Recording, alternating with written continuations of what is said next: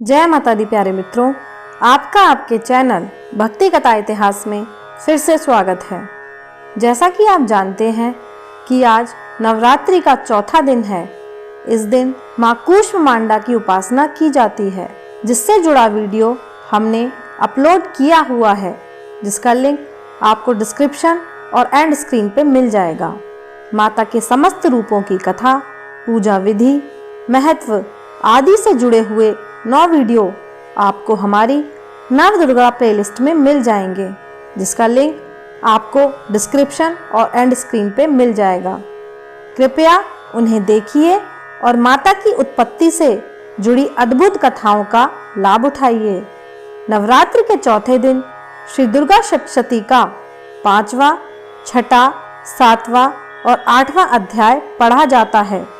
दुर्गा सप्तशती के 5वें पाठ का अध्ययन करने से भक्ति प्राप्त होती है। इसके अलावा इस पाठ का अध्ययन करने से बुरे स्वप्न और भूत प्रेत जैसी बाधाओं का भी निराकरण होता है।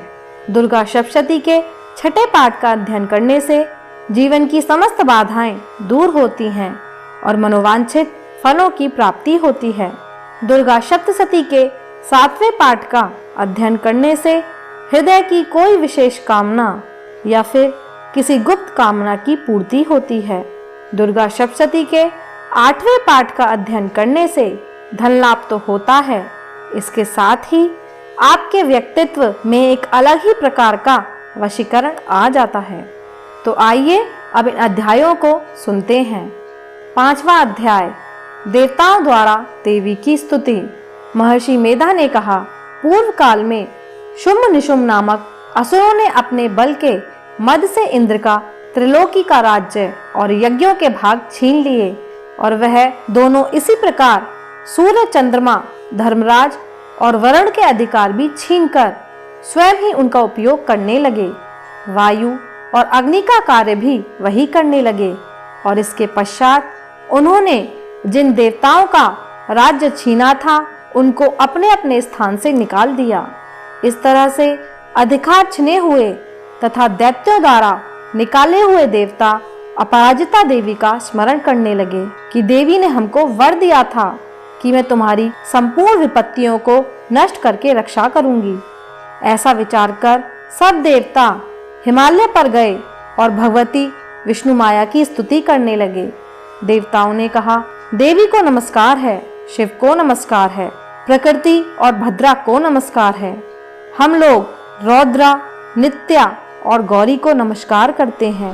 ज्योत्सनामयी, चंद्र रूपिणी व सुख रूपा देवी को निरंतर नमस्कार है।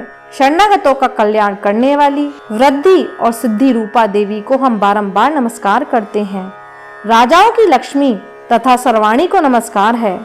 दुर्गा को, दुर्ग स्थलों को पार करने वाली दुर्गपारा को, सारा, सर्वकार्णी, ख्याति और धूम्र देवी को सदैव नमस्कार है। अत्यंत सौम, अत्यंत रौद्र रूपा को हम नमस्कार करते हैं, उन्हें हमारा बारंबार नमस्कार है। जगत की आधारभूत कृति देवी को बारंबार नमस्कार है। जिस देवी को प्राणी मात्र विष्णु माया कहते हैं उनको बारंबार नमस्कार है। जो देवी संपूर्ण प्राणियों में चेतना कहलाती हैं उनको बारंबार नमस्कार है। जो देवी संपूर्ण प्राणियों में बुद्धि रूप से स्थित हैं उनको बारंबार नमस्कार है। जो देवी सब प्राणियों में निद्रा रूप से विराजमान है उनको हमारा बारंबार नमस्कार है। जो देवी संपूर्ण प्राणियों में शुद्धा रूप से स्थित हैं उनको बारंबार नमस्कार है। जो देवी संपूर्ण प्राणियों में छाया रूप से स्थित हैं उनको हमारा बारंबार नमस्कार है। जो देवी सब प्राणियों में शक्ति रूप से स्थित हैं उनको हमारा बारंबार नमस्कार है। जो देवी संपूर्ण प्राणियों में तृष्णा रूप से स्थित हैं उनको नमस्कार है, उनको नमस्कार है। जो देवी सब प्राणियों में शांति रूप से स्थित हैं उनको हमारा बारंबार नमस्कार है। जो देवी सब प्राणियों में जाति रूप से स्थित हैं उनको हमारा बारंबार नमस्कार है। जो देवी सब प्राणियों में लज्जा रूप से स्थित हैं उनको हमारा बारंबार नमस्कार है। जो देवी सब प्राणियों में शांति रूप से स्थित हैं उनको हमारा नमस्कार है। जो देवी संपूर्ण प्राणियों में श्रद्धा रूप से स्थित हैं और जो देवी संपूर्ण प्राणियों में कांति रूप से स्थित हैं उन सबको हमारा बारंबार नमस्कार है। जो देवी सब प्राणियों में वृत्ति रूप से स्थित है उनको हमारा बारंबार नमस्कार है। जो देवी सब प्राणियों में स्मृति रूप से विराजमान है, उनको हमारा बारंबार नमस्कार है। जो देवी सब प्राणियों में दया रूप से स्थित है, उनको हमारा बारंबार नमस्कार है। जो देवी सब प्राणियों में तुष्टि रूप से स्थित हैं, उनको हमारा बारंबार नमस्कार है। जो देवी संपूर्ण प्राणियों में मात्र रूप से स्थित हैं, उनको हमारा बारंबार नमस्कार है। जो देवी संपूर्ण प्राणियों में भ्रांति रूप से स्थित हैं, उनको नमस्कार है, उनको नमस्कार है। जो देवी संपूर्ण प्राणियों में नित्य व्याप्त रहती हैं, उनको नमस्कार है। जो देवी चैतन्य रूप से इस संपूर्ण संसार को व्याप्त करके स्थित हैं, उनको हमारा बारंबार नमस्कार है। पूर्व काल में देवताओं ने अपने अभिष्ट फल पाने के लिए जिसकी स्तुति की है और देवराज इंद्र ने बहुत दिनों तक जिसका सेवन किया है, वह कल्याण की साधना भूता ईश्वरी हमारा कल्याण और मंगल करें तथा सारी विपत्तियों को नष्ट कर डालें। असुरों के सताए हुए हम संपूर्ण देवता उस परमेश्वरी को इस समय नमस्कार करते हैं तथा जो भक्ति पूर्वक स्मरण की जाने पर तुरंत ही सब विपत्तियों को नष्ट कर देती हैं, वह जगदम्बिका इस समय भी हमारा मंगल करके हमारी समस्त विपत्तियों को दूर करें। महर्षि मेधा ने कहा, हे राजन, इस प्रकार जब देवता स्तुति कर रहे थे तो उसी समय पार्वती देवी गंगा में स्नान करने के लिए आईं। तब उनके शरीर से प्रकट होकर शिवा देवी बोली, शुंभ दैत्य के द्वारा स्वर्ग से निकले हुए और निशंभ से हारे हुए देवता मेरी ही स्तुति कर रहे हैं। पार्वती के शरीर से अंबिका निकली थीं, इसलिए उसको संपूर्ण लोक में कौशिकी कहते हैं। कौशिकी के प्रकट होने के पश्चात पार्वती देवी के शरीर का रंग काला हो गया और वह हिमालय पर रहने वाली कालिका देवी के नाम से भी प्रसिद्ध हुई। फिर शुंभ और निशुंभ के दूत चंडमुंड वहां आए और उन्होंने परम मनोहर रूप वाली अंबिका देवी को देखा। फिर वह शुंभ के पास जाकर बोले, महाराज, एक अत्यंत सुंदर स्त्री हिमालय को प्रकाशित कर रही है। वैसा रंग रूप आज तक हमने किसी स्त्री में नहीं देखा। हे असुरेश्वर, आप यह पता लगाएं कि वह कौन है और उसको ग्रहण कर लें। वह स्त्री स्त्रियों में रत्न है। वह अपनी कांति से दसों दिशाओं को प्रकाशित करती हुई वहां स्थित है, इसलिए आपको उसका देखना उचित है। हे प्रभु, तीनों लोकों के हाथी घोड़े और मणि इत्यादि जितने रत्न हैं, वह सब इस समय आपके घर में शोभ्यमान है। हाथियों में रत्न रूप ऐरावत हाथी और उच्छ्रेवा नामक घोड़ा तो आप इंद्र से ले आए हैं। हंसों द्वारा जुता हुआ विमान जो कि ब्रह्मा जी के पास था, अब भी आपके पास है। और यह महापज्ञ नामक खजाना आपने कुबेर से छीना है। समुद्र ने आपको सदा खिले हुए फूलों की किंजलकनी नामक माला दी है। वरुण का कंचन की वर्षा करने वाला छत्र आपके पास है। रथों में श्रेष्ठ प्रजापति का रथ भी आपके पास ही है। हे दैत्येंद्र, मृत्यु से उत्क्रांतिदा नामक शक्ति भी आपने छीन ली है और वरुण का पाश भी आपके भ्राता निशुंभ के पास ही है। और समुद्र में पैदा होने वाले सब प्रकार के रत्न भी आपके भ्राता निशुंभ के अधिकार में है। और जो अग्नि में न जल सके, ऐसे 2 वस्त्र भी अग्निदेव ने आपको दिए हैं। हे दैत्यराज, इस प्रकार सारी रत्न रूपी वस्तुएं आप संग्रह कर चुके हैं, तो फिर आप यह कल्याणमयी स्त्रियों में रत्न रूप अनुपम स्त्री क्यों नहीं ग्रहण करते? महर्षि मेधा बोले, चंडमुंड का यह वचन सुनकर शुंभ ने विचारा कि सुग्रीव को अपना दूत बनाकर देवी के पास भेजा जाए। प्रथम उसको सब कुछ समझा दिया और कहा कि वहां जाकर तुम उसको अच्छी तरह से समझाना और ऐसा उपाय करना जिससे वह प्रसन्न होकर तुरंत मेरे पास चली आए। भली प्रकार समझाकर कहना। दूत सुग्रीव पर्वत के उस रमणीय भाग में पहुंचा जहां देवी रहती थीं। दूत ने कहा, हे देवी, दैत्यों का राजा शुंभ जो इस समय तीनों लोकों का स्वामी है, मैं उसका दूत हूँ और यहाँ तुम्हारे पास आया हूँ। संपूर्ण देवता उसकी आज्ञा एक स्वर से मानते हैं। अब जो कुछ उसने कहलवा भेजा है वह सुनो। उसने कहा है, इस समय संपूर्ण त्रिलोकी मेरे वश में है और संपूर्ण यज्ञों के भाग को पृथक पृथक मैं ही लेता हूँ और तीनों लोकों में जितने श्रेष्ठ रत्न हैं वह सब मेरे पास हैं। देवराज इंद्र का वाहन ऐरावत मेरे पास है जो मैंने उससे छीना है। उस श्रेवा नामक घोड़ा जो क्षीर सागर मंथन करने से प्रकट हुआ था, उसे देवताओं ने मुझे समर्पित किया है। हे सुंदरी, इनके अतिरिक्त और भी जो रत्न भूषण पदार्थ देवताओं के पास थे वह सब मेरे पास हैं। हे देवी, मैं तुम्हें संसार की स्त्रियों में रत्न मानता हूँ, क्योंकि रत्नों का उपभोग करने वाला मैं ही हूँ। हे चंचल कटाक्षों वाली सुंदरी, अब यहाँ मैं तुझ पर छोड़ता हूँ कि तू मेरे या मेरे भाई पराक्रमी निशुंभ की सेवा में आ जाए। यदि तू मुझे वरेगी तो मुझे अतुल महान ऐश्वर्य की प्राप्ति होगी। अतः तुम अपनी बुद्धि से यह विचार कर मेरे पास चली आओ। महर्षि मेधा ने कहा। दूत के ऐसा कहने पर संपूर्ण जगत का कल्याण करने वाली भगवती दुर्गा मन ही मन मुस्कुराईं और इस प्रकार कहने लगी। देवी ने कहा, हे दूत, तू जो कुछ कह रहा है वह सत्य है और इसमें किंचित मात्र भी झूठ नहीं है। शुंभ इस समय तीनों लोकों का स्वामी है और निशुंभ भी उसी की तरह महान पराक्रमी है, किंतु इसके संबंध में मैं जो प्रतिज्ञा कर चुकी हूँ उसको मैं कैसे झुठला सकती हूँ।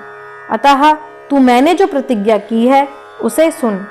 जो मुझे युद्ध में जीत लेगा और मेरे अभिमान को खंडित करेगा तथा बल में मेरे समान होगा वही मेरा स्वामी होगा। इसलिए शुंभ अथवा महापराक्रमी निशुंभ यहाँ आए और युद्ध में जीतकर मुझसे विवाह कर लें।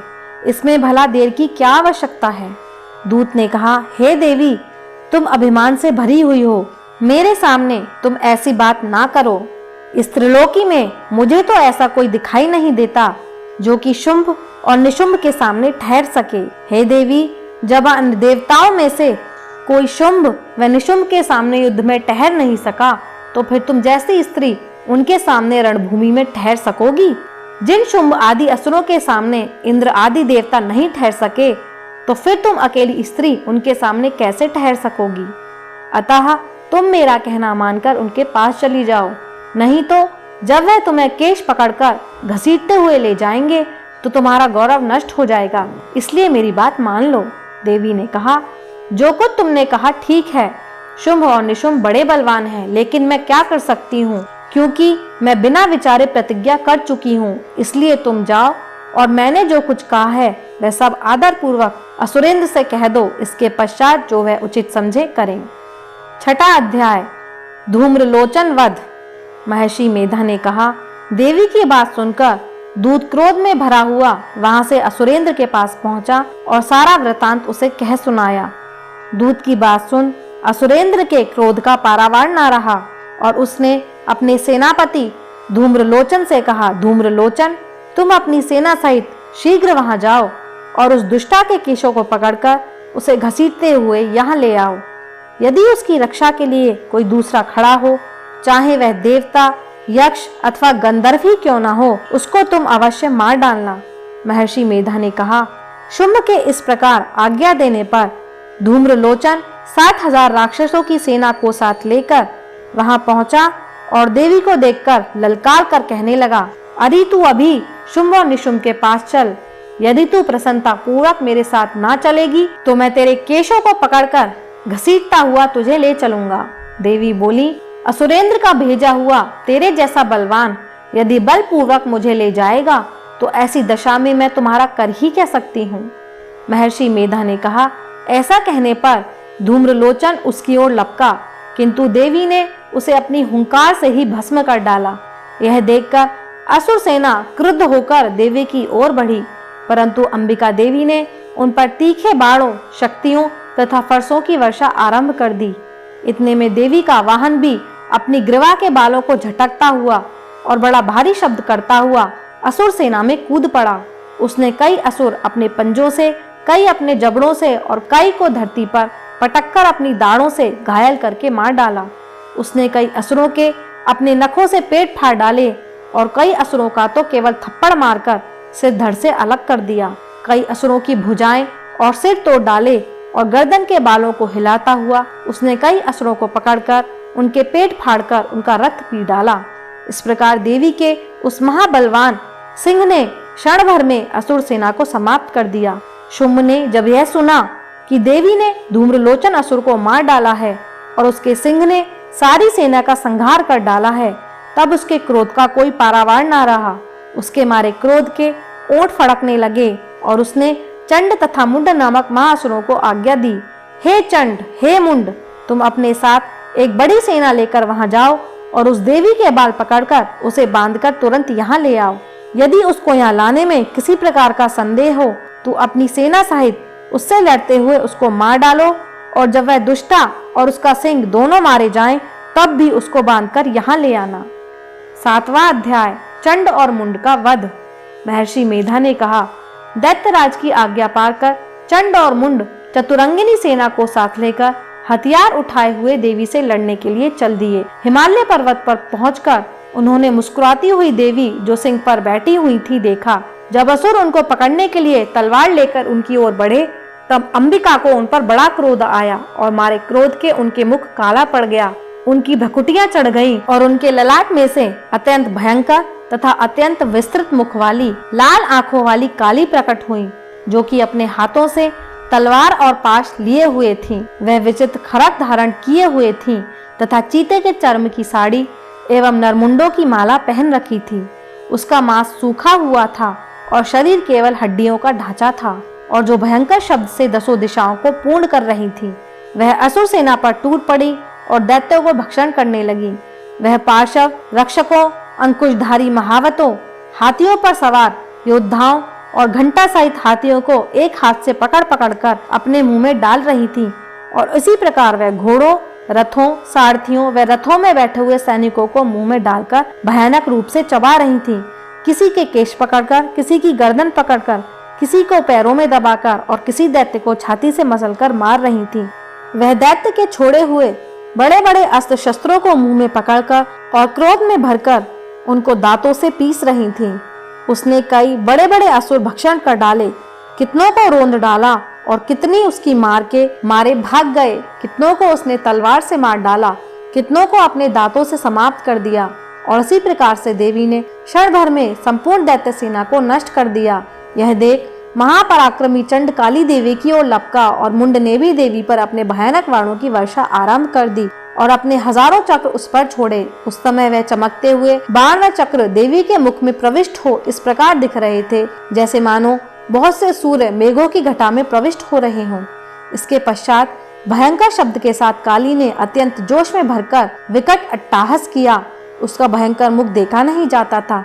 उसके मुख में श्वेत दांतों की पंक्ति चमक रही थी। फिर उसने तलवार हाथ में लेकर शब्द कहकर चंड मुंड के ऊपर आक्रमण किया और उसके केश पकड़कर उसका सिर काटकर अलग कर दिया।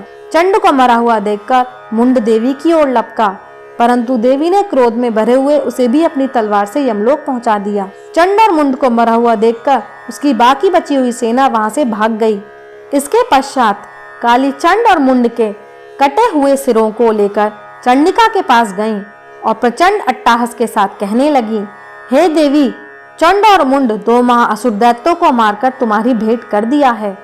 अब शुंभ और निशुंभ का तुमको स्वयं वध करना है। महर्षि मेधा ने कहा, वह लाए हुए चंड और मुंड के सिरों को देखकर कल्याणमयी चंडी ने काली से मधुर वाणी में कहा, हे देवी, तुम चूंकि चंड और मुंड को मेरे पास लेकर आई हो, अतः संसार में चामुंडा के नाम से तुम्हारी ख्याति होगी। 8वां अध्याय, रक्त बीज वध। महर्षि मेधा ने कहा, चंड और मुंड नामक असुरों के मारे जाने से और बहुत सी सेना के नष्ट हो जाने से असुरों के राजा प्रतापी शुंभ ने क्रोध युक्त होकर अपनी संपूर्ण सेना को युद्ध के लिए तैयार होने की आज्ञा दी।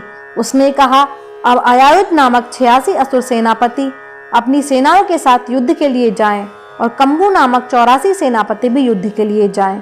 कोटिवीर नामक 50 सेनापति और धूम्रकुल नाम के 100 सेनापति प्रस्थान करें। कालक, दोहाद्र, मौर्य और कालके यह दैत्य भी मेरी आज्ञा से सजकर युद्ध के लिए कूच करें।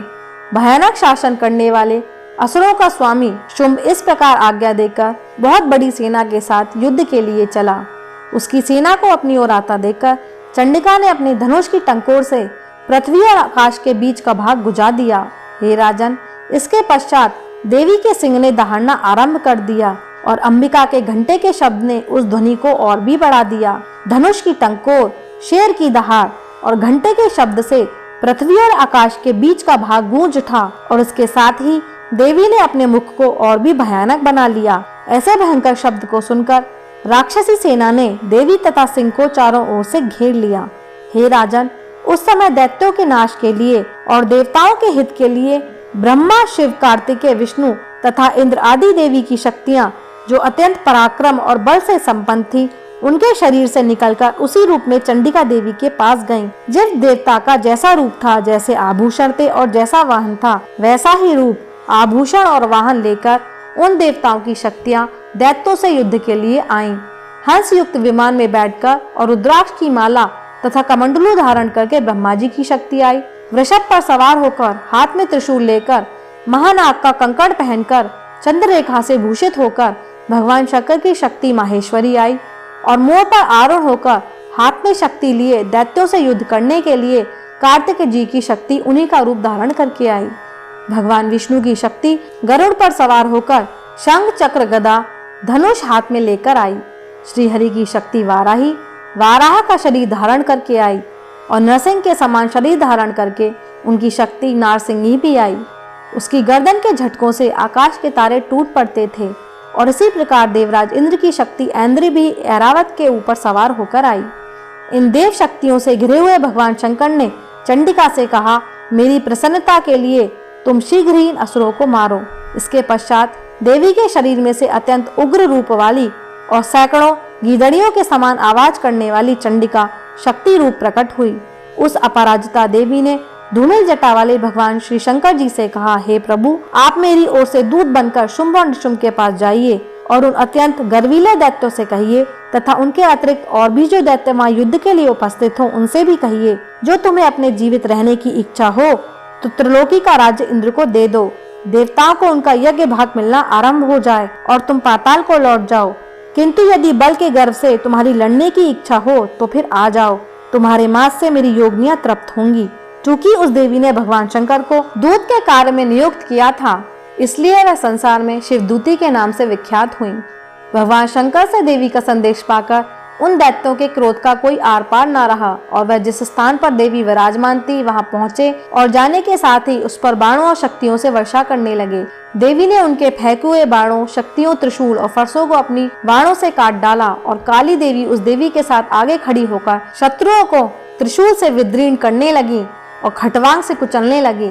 ब्रह्माणी जिस तरफ दौड़ती थी उसी तरफ अपने कमंडलू का जल छिड़ककर दैत्यों के वीर व बल को नष्ट कर देती थी। और इसी प्रकार माहेश्वरी त्रिशूल से, वैष्णवी चक्र से और अत्यंत कोप वाली कौमारी शक्ति द्वारा असुरों को मार रही थी। और ऐन्द्री के बाजू के प्रहार से सैकड़ों दैत्य रक्त की नदियां बहाते हुए पृथ्वी पर सो गए। वाराही ने कितने ही राक्षसों को अपनी थूथन द्वारा मृत्यु के घाट उतार दिया। दानों के उग्र भाग से कितने ही राक्षसों की छाती को चीर डाला और चक्र की चोट से कितनों ही को विदीर्ण करके धरती पर सुला दिया। बड़े बड़े राक्षसों को नारसिंहनी अपने नखों से विदीर्ण करके भक्षण कर रही थी और सिंहनाद से चारों दिशाओं को गुजाती हुई रणभूमि में विचर रही थी। शिवदूती के प्रचंड अट्टहास से कितने ही दैत्य भयभीत होकर पृथ्वी पर गिर पड़े और उनके गिरते ही वह उनको भक्षण करती गईं। इस तरह क्रोध में भरे हुए मातृगणों द्वारा नाना प्रकार के उपायों से बड़े बड़े असुरों को मरते हुए देखकर राक्षसी सेना भाग खड़ी हुई और उनको इस प्रकार भागता देखकर रक्त बीज नामक महापराक्रमी राक्षस क्रोध में भरकर युद्ध के लिए आगे बढ़ा। उसके शरीर से रक्त की बूंदें पृथ्वी पर जैसे ही गिरती थी, तुरंत वैसा ही शरीर वाला तथा वैसा ही बलवान दैत्य पृथ्वी से उत्पन्न हो जाता था। रक्त बीज गदा हाथ में लेकर ऐन्द्री के साथ युद्ध करने लगा। तब ऐन्द्री शक्ति ने अपने वज्र से उसको मारा तो घायल होने के कारण उसके शरीर से बहुत सा रक्त बहने लगा और उसकी प्रत्येक बूंद से उसके समान ही बलवान तथा महापराक्रमी अनेकों दैत्य भयंकर रूप से प्रकट हो गए। वह सबके सब दैत्य बीज के समान ही बलवान तेज वाले थे। वह भी भयंकर अस्त्र शस्त्र लेकर देवी के साथ लड़ने लगे। जब ऐन्द्री के वज्र प्रहार से उसके मस्तक पर चोट लगी और रक्त बहने लगा तो उसमें से हजारों ही पुरुष उत्पन्न हो गए। वैष्णवी ने चक्र से और ऐन्द्री ने गदा से रक्त बीज को चोट पहुंचाई और वैष्णवी के चक्र से घायल होने पर उसके शरीर से जो रक्त बहा उससे हजारों महाअसुर उत्पन्न हुए, जिनके द्वारा ये संपूर्ण जगत व्याप्त हो गया। कौमारी ने शक्ति से, वाराही ने खड़ग से और माहेश्वरी ने त्रिशूल से उसको घायल किया। इस प्रकार क्रोध में भरकर उस महादैत्य ने सब मात्र शक्तियों पर पृथक पृथक गदा से प्रहार किया और माताओं ने शक्ति तथा शूल इत्यादि से उसको जो बार बार घायल किया, उससे सैकड़ों महादैत्य उत्पन्न हुए और इस प्रकार उस रक्त बीज के रुधिर से उत्पन्न हुए असुरों से संपूर्ण जगत व्याप्त हो गया, जिससे देवताओं को भय हुआ। देवताओं को भयभीत देखकर चंडिका ने काली से कहा, हे चामुंडे, अपने मुख को बड़ा करो और मेरे शस्त्र घात से उत्पन्न हुए रक्त बिंदुओं तथा रक्त बिंदुओं से उत्पन्न हुए महासुरों को तुम अपने इस मुख से भक्षण करती जाओ। इस प्रकार रक्त क्षीण होने से यह दैत्य नष्ट हो जाएगा। तुम्हारे भक्षण करने के कारण अन्य दैत्य उत्पन्न नहीं होंगे। काली से इस प्रकार कहकर चंडिका देवी ने रक्त बीज पर अपने त्रिशूल से प्रहार किया और काली देवी ने अपने मुख में उसका रक्त ले लिया। तब उसने गदा से चंडिका पर प्रहार किया। प्रहार से चंडिका को तनिक भी कष्ट न हुआ, किंतु रक्त बीज के शरीर से बहुत सा रक्त बहने लगा। लेकिन उसके गिरने के साथ ही काली ने उसको अपने मुख में ले लिया। काली के मुख में उस रक्त से जो असुर उत्पन्न हुए उनको उसने भक्षण कर लिया और रक्त पीती गईं। तदंतर देवी ने रक्त बीज को, जिसका की खून काली ने पिया था, चंडिका ने उस दैत्य को वज्र, बाण, खड़ग तथा ऋषि इत्यादि से मार डाला। हे राजन, अनेक प्रकार के शस्त्रों से मारा हुआ और खून से वंचित वह महादैत्य रक्त बीज पृथ्वी पर गिर पड़ा। हे राजन, उसके गिरने से देवता अत्यंत प्रसन्न हुए और माताएं उन असुरों का रक्त पीने के पश्चात उद्यत होकर नृत्य करने लगी। तो मित्रों, ये था आज का वीडियो। कल हम आपके लिए श्री दुर्गा सप्तशती का 9वां और 10वां अध्याय लेकर प्रस्तुत होंगे, जिनका नवरात्रि के 5वें दिन पठन किया जाता है। कृपया इस श्रृंखला से जुड़े रहिए और श्री दुर्गा सप्तशती के समस्त अध्यायों का लाभ उठाइए। शुभ नवरात्रि। जय माता दी।